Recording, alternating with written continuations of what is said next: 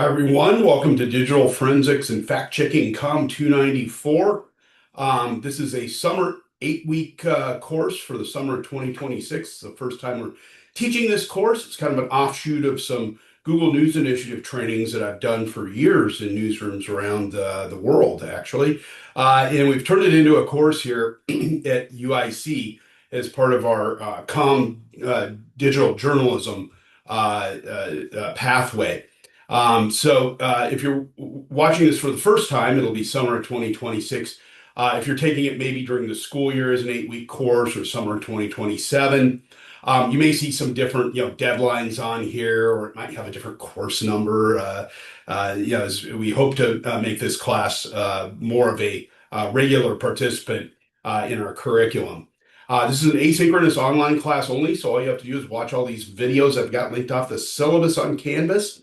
And it's a little reminder here too. I'm actually showing you a Google Doc right now. We don't have the class built out on Canvas yet. We're in the process of converting over to Canvas, so the class isn't actually built there yet. But I am going to show you how we will have this class set up on Canvas by just showing you one of my other classes, my COM 240 data class. Over here, when you click on courses, you'll find all your courses listed, and then you'll pick the course. It'll be the COM 294 Digital Forensics class. And it should default to the modules, the weekly course modules. The syllabus will be sitting here under the syllabus tab. Hopefully some of you have been using Canvas already, but if you're a newbie to it, syllabus will be here. The links should be clickable. If they're not, let me know. Some of them may take you to a Google Doc rather than to a website. That's because it's a Google Doc that you might need to type on. And unfortunately, the documents that you put into Canvas, won't allow you to type on them. They're just like frozen documents, unfortunately. I've told the folks at LTS, hey, you might want to make the option for the students to be able to type on them. So there's like some signups and things like that you'll need to type on, and it'll kick you off into Google Drive. So what I always recommend is have Google Drive open, running in the background, even though you're working at a Canvas, because there might be a time where you need to click off and go to a document like Math for Journalists. You'll be able to find it in our Google Drive, but you'll also be able to find it in our document or in our Canvas as well. So you'll be able to see the syllabus in here. The modules match the syllabus schedule that's down at the bottom. So you'll have each week, and again, this is a data class, but you'll have each week in description. Just flip them open, and then you can open them up. Sometimes they take a second to warm up here, but this one came in right away. So you'll be able to open the document. If you need to download it, if you need the links to be clickable and they're not working in here for some reason, and Canvas is a little touchy that way, just click here and that'll download the document for you. It'll just drop right in your downloads folder. So just a little quick tour of Canvas, because I know it's new for some people, for others it's not. And we'll have the entire class up there. I will also mirror it on Google Drive. So you'll see the weekly folders here, and then the syllabus and like our master training deck and some sign up thing for Blue Sky and Medium that we'll do later in this session. And then the master handout for digital forensics too. So all this is mirrored in Google Drive. This is actually where I build my courses and then just move them up to Canvas. So you always have it, you can choose whatever you prefer to work off of. I know most of you probably use Canvas most of the time for your courses. So you'll get this in your Canvas lineup as soon as you register for the class. So just wanted to get that out of the way up front. Today, we don't have anything too exciting. We're just kind of going over some of the basics of the class, where to find all the resources, a quick little take-home assignment, and then setting up an account on Medium and Blue Sky, which are the two tools that we use to share our work for a lot of our assignments in your midterm paper and final paper. So the syllabus, we do ask that you read through this thoroughly. The first week of class, you know what you're getting into. My office hours, typically by appointment, if there's any major issues, if you want to talk about grades or something. We don't know yet if we have a TA assigned to this class. Typically, in my summer classes, I do. This TBA will actually have a TA's name and an email. The TAs don't grade any of your work, but they do help you with it. They hold an office hour that'll appear right underneath this on the syllabus, underneath this little heading.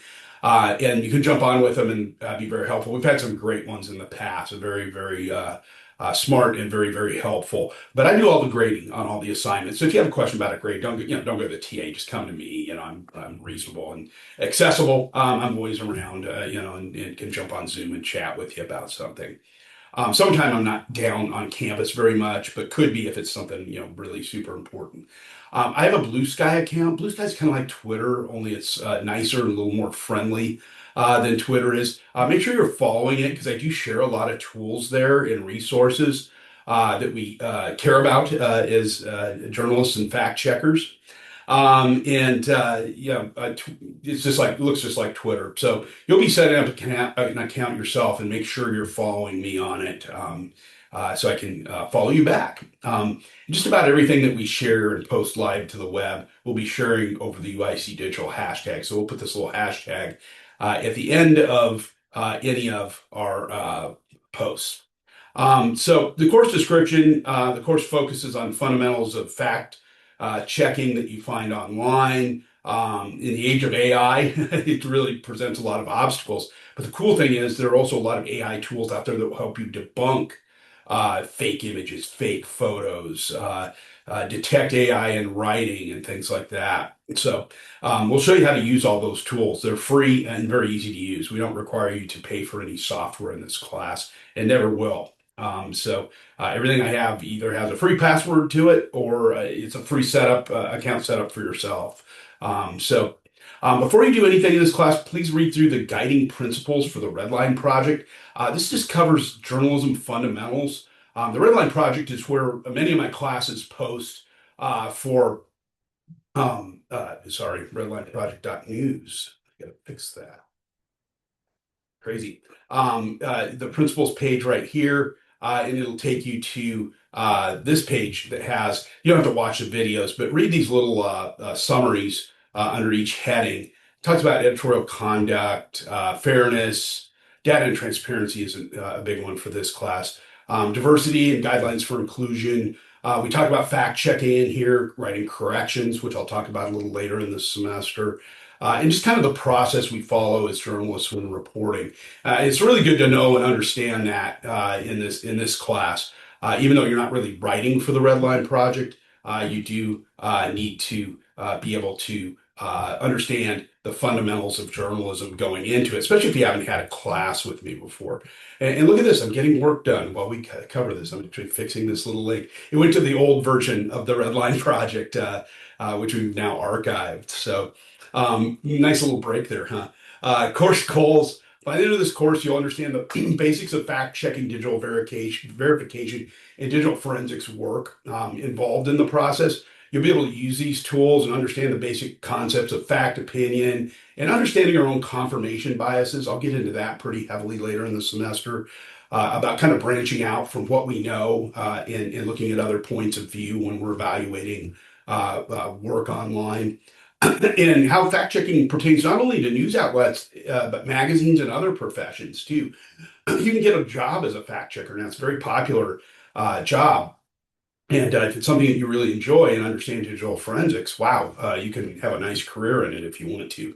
My classroom rules basically, engage in the class each week. I don't take attendance or anything, but make your deadlines. If you're really sick or something has come up, we've had students that have had death in the family or something like that. Send me a note. Ask for an extension in advance.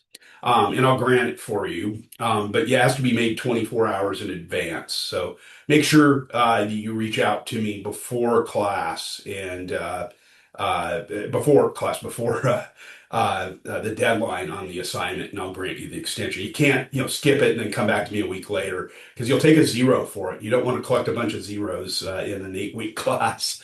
They go by very quickly.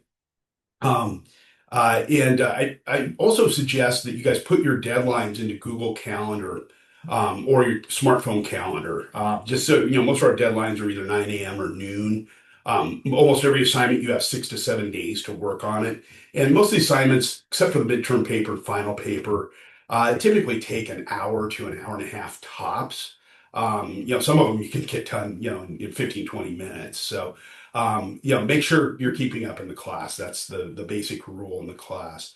I do talk about Google Drive and Canvas here as well. It doesn't really, pertain to any of this. So, and I'm updating still, changing Blackboard to Canvas, which has been a brilliant move because man, Blackboard was terrible. Like Canvas, much, much better. Required textbooks and resources. Really, you only have one book you have to buy. It's called the AP Style Book, apstylebook.com. You can buy it there. You can also buy it cheaper on Amazon. I recommend the 57th edition, which is 2024 to 2026. But if you find an older version, like the 56th or the 55th edition, that you typically can get those for, 9, $10 online. Please buy one of those. You don't have to go out and drop $30 on a textbook. But the Associated Press Style Book is really, really big. Not only helps us with our writing, but also with our reporting. It has fact checking in it. There's some sections in it that we're going to have you read. They'll be very, very helpful to you in the course. So by all means, pick it up, whether it's the 57th edition or the 56th or 55th. You can get one of the older versions as well. And they're sold, it's sold annually, but it's your call on what format you want. If you want to do it online, you can order it at apstylebook.com. If you want the print edition, I still like the print edition, kind of old school that way. I can still flip through the book, even though I work digital all the time. I still like looking up things in the book. And Also the verification handbook. Verification handbook is free, and this is the newer version of it. There's two versions of it. And this is the newer version of it. You can download a PDF of it, but usually I just read the chapters online right here, and that link will take you straight to it. That's on our thing here, and I actually in the schedule at the bottom of the syllabus takes you directly to each section that you should be reading. It even has little times over here, how long it'll take you to read each section. So each of these case studies, it's written for journalists, by journalists. So mostly these are written by fact checkers or, investigative reporters have written a couple of them. You can get through these pretty quickly, and I do spread them out over the 8 weeks. And this reading too can be very, very helpful for your midterm and final papers too. You can cite some of the case studies in them. And the best thing about this book, it's free. You can order a print version and pay for it. The PDF is downloadable for free. And really all I do is go in here and just, click on the various chapters. It always has, the bio of the writer in here, and then it runs you through the case study. Some really fascinating stuff. It talks about fact checking images and video. We'll actually be doing a lot of that in class. You may run across at some point the older version of the verification handbook at verificationhandbook.com. It's a good one too. It's got some older case studies in it. It's been written by Craig Silverman, who's actually, you're going to hear from him a little later in the semester. I've got a video you're going to watch. The late Steve Buttry, who is a mentor of mine. Craig's a good friend as well. Claire Wardle, who's done some amazing, amazing research in the area of fact checking. So it's written and edited by people that really, really know what they're doing. So those are the textbooks. Pick up an AP style book. You can get them pretty cheap. And then also the verification handbook, which is free. Just probably want to have a working Gmail account. Sometimes you'll have to jump into our Google Drive documents to be able to add, sign up information. Optional, but recommended. You can join IRE, Investigative Reporters and Editors. Gives you access to 3,000 tip sheets and other things. It has some fact checking work in it too. It's only $25 a year for student membership. Again, not required for the class. I mentioned USB jump drives and things like that, but you don't really need to worry about that too much. I mentioned the Google Drive here as well, which is kind of our backup for Canvas. Canvas in some of its early days has gone down a couple times. So always know that the class is mirrored here. I would probably just bookmark this on my browser, the Google Drive, where everything's located, as well as on Canvas. And everything's just right here for you. It's set up, it basically mirrors what we have on Canvas. Always back up your work. I'm kind of practicing what I preach here. It's very important to do that. Grading in the assignments. 50% of your grade is 5 weekly assignments that count 10 percentage points each. If you take zeros on a couple of those, you're looking at 80% for the class. That's a low B. So you don't want to miss any of these. Final papers were 30%. 15% for the midterm summary of Craig Silverman's talk. I always call it the midterm paper, but really it's just a short summary. And we'll get into that in the coming weeks. And then 5% is, meeting deadlines, improvement, making sure your Medium and Blue Sky accounts are set up appropriately. We'll go over that today. Um, and then how I calculate your grade. I'll give you a grade sheet, email it to you in week one, where you can record your grades as you go. For such a short class like this, it's probably the easiest way. So you always know where you stand in the class. The scale and justification, basic ABCD breakdown, percentages. So we don't do any quizzes or midterm or final exams in here, but that's the percentage breakdown. Just it's university scale is required for our syllabi. Attendance and deadlines, again, it's an asynchronous class, but keep up in the class. Don't fall behind, and also don't work ahead. Sometimes in my 4-week data journalism async class, I had people that are working 2 weeks ahead. And I'm like, guys, slow down, stay within the week, you'll make fewer mistakes, so don't try to rush through the class. Just take it a week at a time. It goes fine. Academic integrity, don't use AI to write any of your papers, basically. That's the best summary of this section, or make up anything that's in there. Attribute your work. Everything that you see in all of these, you can't just take, copyright law violations. You can't just take images off of websites and use them. Typically, you won't in this class because I give you images to fact check. So, and the AI use policy is don't use AI to write your story or papers, but we will use it a lot in here to work on your fact checking skills. So we're using a lot of AI tools in that context, which is a good way. Also, any special considerations? If you need accommodation, send me your LOA letter. Today, your first day of class. And any religious holidays, if they pop up in the summer, I don't think we have any. But if any do, please let me know, and I can help you plan ahead. We have them, pretty much every semester, fall and spring. So, happy to work with you on any of that stuff. And same with the accommodation. If you need a little extra time or a little extra help with something, just let me know. I'm always around and here to help. So here's the schedule. I always put this at the bottom of my syllabus, and the students, in the past have really loved it because it's just a checklist. If you follow the checklist each week, and this looks like a lot, but it's really not. We're actually done some of this already in this first video. And you can go through here, and see everything. It's got our readings for the next week and what to do. Most of these are short articles to read.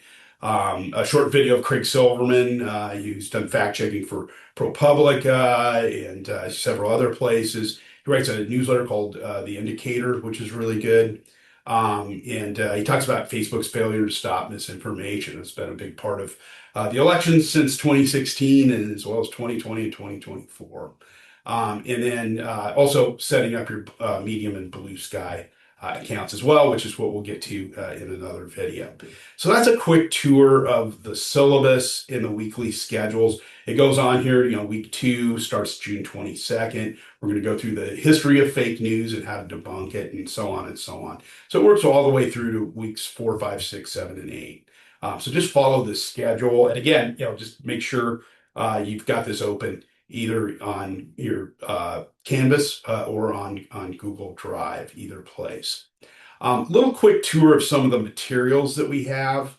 I wanted to get to that before we get into the slides and everything. We'll do another video for that. Notice too, it says course overview here. There's no link. This will be a hot link to your video that you're watching right now. And I'll have other videos up here too with the newsletters to follow and stuff like that. So you'll see some more hot links up here that go over things, because I break the videos down into about 10 to 15 minutes long. So I try not to make them too long for you, and you can watch them at your leisure, middle of the day, middle of the night, whatever you want. So you're good to go there. So to find all these extra materials, they're at the bottom here, the Google Drive in Canvas. They'll be at the bottom of the week 1 folder. So when you go into the modules, they'll be just sitting there at the bottom of week 1. I'll just store them in there, so you'll see a few extra links in there. And what those documents are, I'll refer to them all throughout the semesters. The syllabus is here. This is a master deck on fact checking. And I'll open it up right now. And we'll come back to this, refer to this several times throughout the semester on media literacy and all kinds of different things on misinformation, disinformation. I'm just clicking through these very quickly so you can see them. Detecting AI in images and video. There's just a lot of really great tips in here that I've gathered over the years. These are part of my old Google training decks that I've built and done for years. So you get the benefit of kind of learning from these. We've done these trainings through the RTDNA, Radio TV Digital News Association, the Google News Initiative. So I bring in a lot of new tools. Sometimes they're even under development, and we can play around with them and see how they work. Hopefully, we'll have a couple of new ones released each time we have the class. This is the Digital Forensics Medium and Blue Sky sign-up sheet. So this will actually be on Google Drive because we can't type on here, unfortunately, in Canvas. So when you click on it in Canvas, it'll take you over to the Google Drive, and you'll have to type it on here. So what you'll do is once we set up Medium and Blue Sky, you'll add your name here and then paste in your medium.com account. Medium's like WordPress. You can post papers and stories there and things like that, assignments.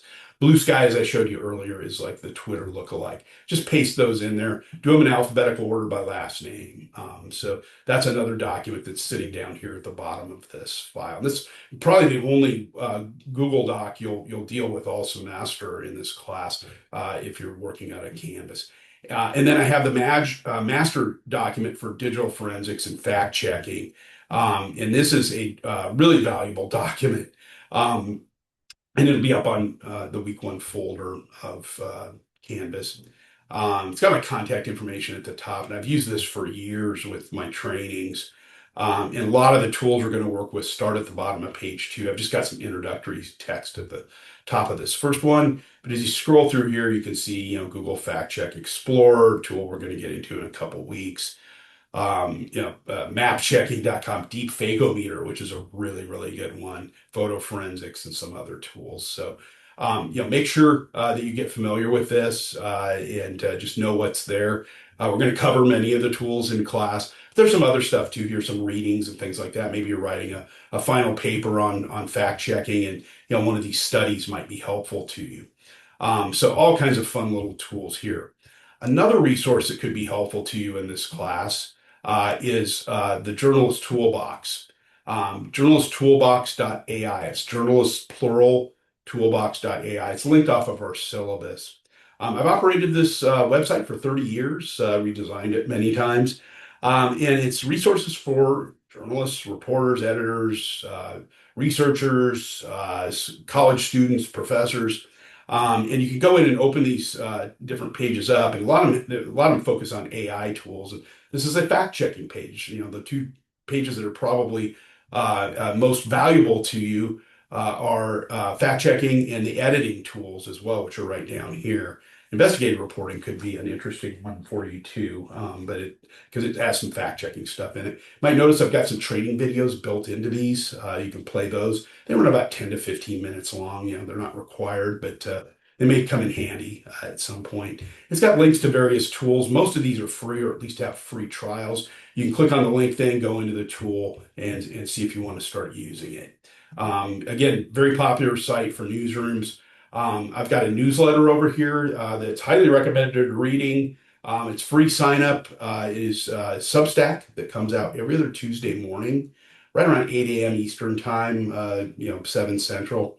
And this is one that comes from a conference I was at recently, and you can open it up and, I get into some of the tools I learned about at this conference. And sometimes I get into fact checking. My April 1st one is on fact checking.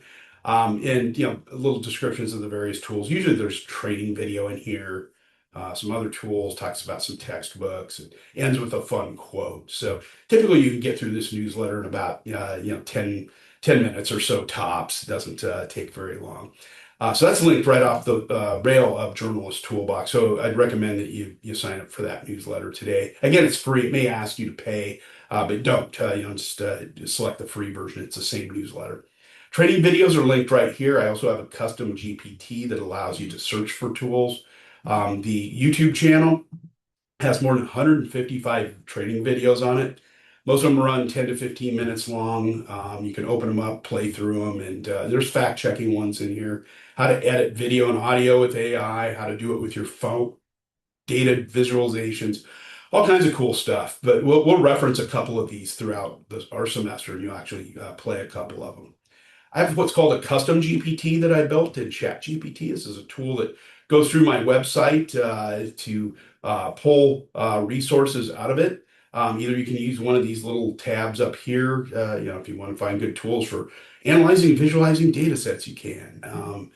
Find four good tools for fact checking video and images. Now, it's not always going to get it right, but it usually gets pretty close. It'll go in, it'll look through my website. It's trained to stay away from bad places. We Verify InVid is a really good tool. It's also a browser plugin for video verification. Google fact checking tools, fact checking Explorer, we're going to work with that. So instead of using a search tool, for the website, like most websites, my search engine on here isn't all that great. Use the custom GPT because it pulls out of my website. Occasionally, it will pull from other sources if my site doesn't have the answer for you. So, journalisttoolbox.ai, good reference site for you. All right, that's it for this video. We're going to have a couple more for week 1 here that go over some of the things you need to do for this week. All right, good start.